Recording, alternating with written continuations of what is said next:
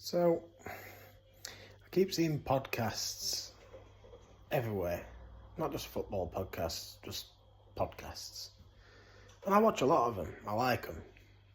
And the ones I currently watch the most of are Sheffield Wednesday related. So, Wednesday Till I Die podcast, the Wednesday Week, Sheff Cam. I think he's brilliant, Sheff Cam.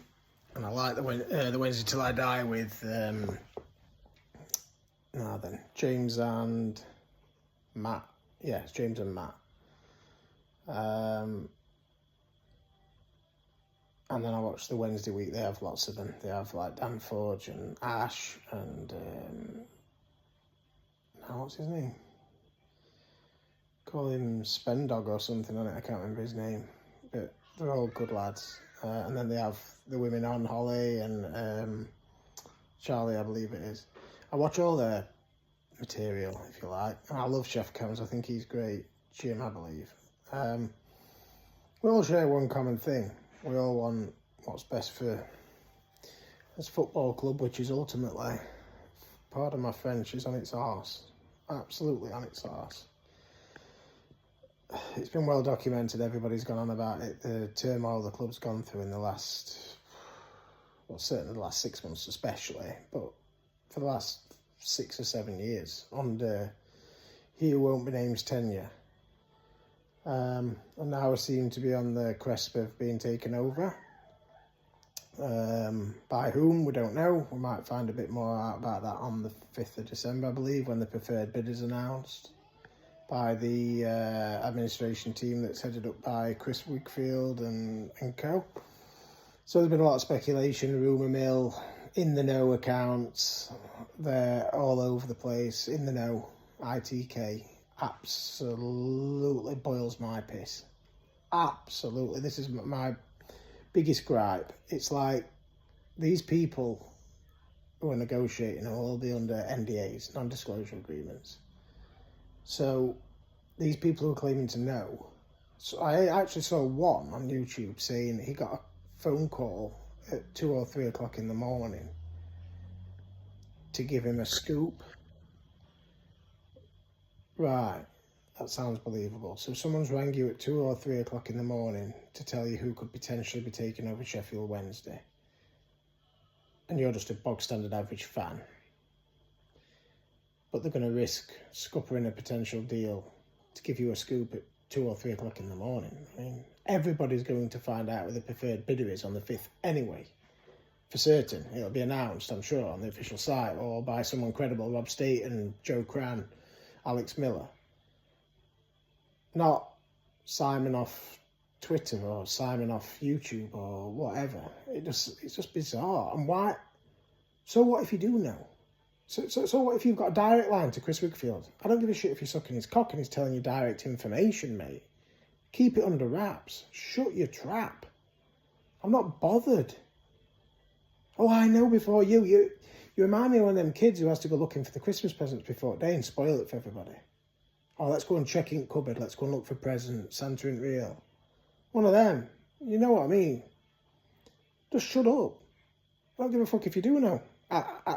I'm 99.9% certain you don't, but you want followers and traction and likes and shares and whatever it is and all that bollocks. I don't give a fuck.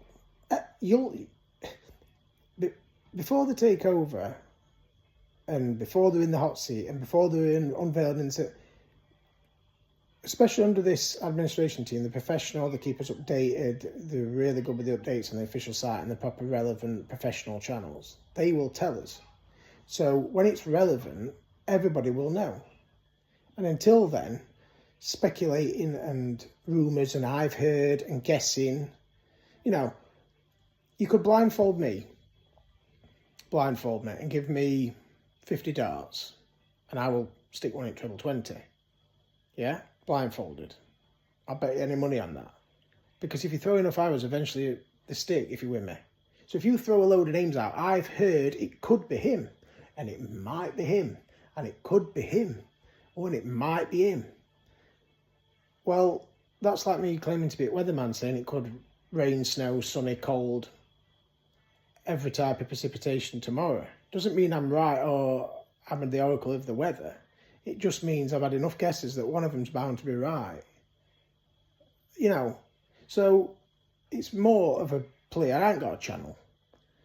I'll probably have to create one to upload this video. I don't know. I've never in my life uploaded a video to YouTube, and my Twitter account's got about 7 followers because I'm just not that kind of. I'm not that bothered.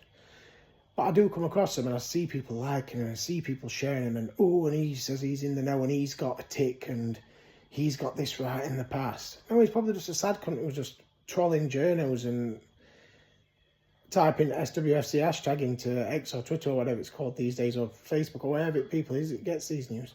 When it's relevant and there's actually official, proper, 100% bona fide news to report, Chris Wickfield will report it.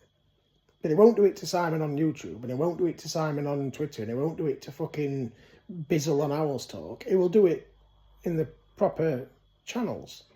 And this is not decrying any of them people. I'm sure they're passionate Wednesday fans, and I get it. I get it. You all want Wednesday to be successful, but just shut up with this ITK bollocks, because no one...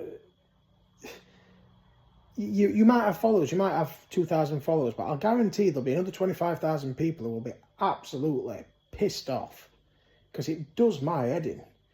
It really does. It's like the club is on its arse. We're hoping for a positive, you know, something on the horizon that's going to awaken the giant and whatever. I mean, we've been whipped in his own backyard by his neighbours, and fair play, every blade I've spoke to, I've said you deserved it. They did. We don't want that to happen again. So we want this takeover to complete. We want the right owners. And we want the in the knowers, or in the know wannabes, to just show up until it's complete. That's my plea, genuinely. This season, I'm kind of going off track here, and I've not done this from a script. It's from just top of my head. I was frustrated. I got in from work and I've seen all these ITKs on social feeds. But on the pitch, it's written off, isn't it? It's take his medicine, just get through the best we can somehow, some way. You know, maybe integrate some of the younger kids, give them a taste of it if they're going to stick around next season.